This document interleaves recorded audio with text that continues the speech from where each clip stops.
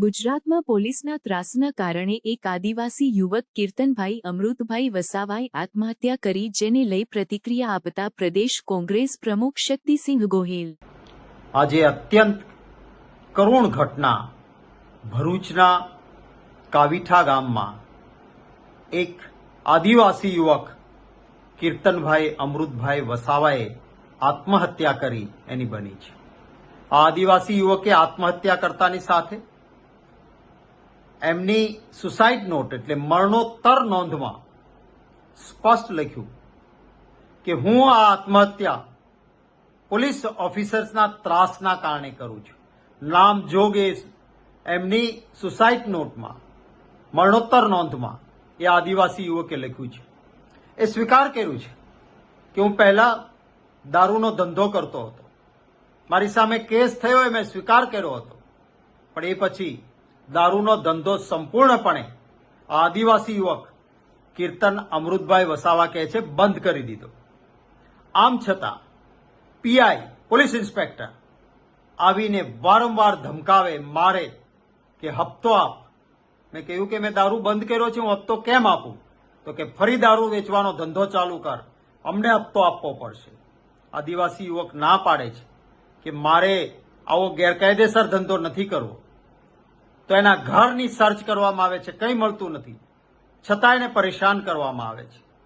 આદિવાસી યુવકની મરણોત્તર નોંધ મુજબ એમની પત્નીને, બહેનને તથા દીકરીને રાત્રે ઉઠાવીને પોલીસ સ્ટેશનમાં લઈ જવામાં આવે છે. આવા પોલીસના ત્રાસના કારણે આદિવાસી યુવક આત્મહત્યા કરે છે. કેટલી શરમનાક ઘટના છે.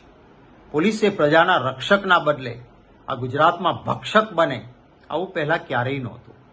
આજે સરકાર પોલીસ તંત્રનો જે દુરુપયોગ કરે છે, ચૂંટણીઓમાં પોલીસને હાથો બનાવીને વિરોધ પક્ષના ઉમેદવારોના ફોર્મ પાછા ખેંચાવવા, ધમકાવવા, બૂથના અંદર ખોટા વોટિંગ માટે ઉપયોગ થાય છે, હપ્તાઓ ઉઘરાવવામાં આવે છે, અને પરિણામે પોલીસ ઓફિસરો પણ સરકારથી સહેજ પણ ડરતા નથી અને બેફામ બનીને ગુજરાતના લોકો ઉપર અત્યાચાર થાય છે. સારા પોલીસ અધિકારીઓ છે ગુજરાતમાં, એને સાઇડલાઇન કરી દેવામાં આવ્યા છે.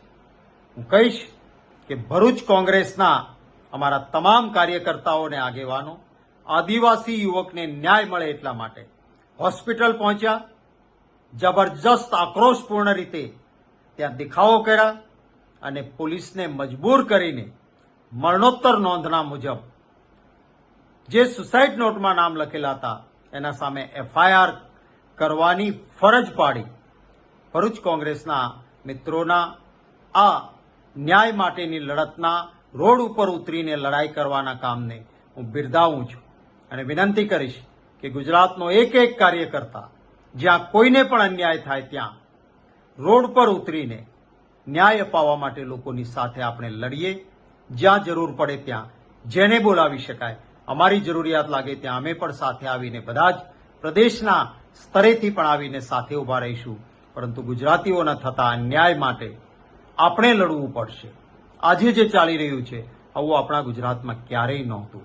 હું આશા રાખું છું કે સરકાર આ વારંવાર આ પ્રકારની કાયદો અને વ્યવસ્થાની બનતી ઘટનાઓ માટે આત્મ સંશોધન કરે.